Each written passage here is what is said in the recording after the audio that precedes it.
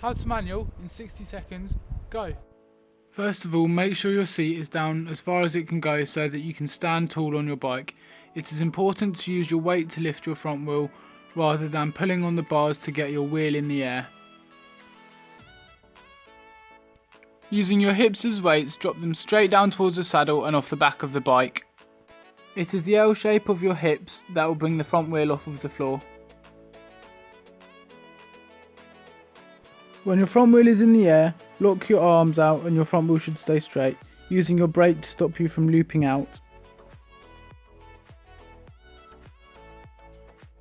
If your front wheel starts to drop, bring your hips backwards over the rear wheel to lift the front wheel. If your front wheel comes up too high, bring your weight forward to lower it, remembering you can always grab your back brake.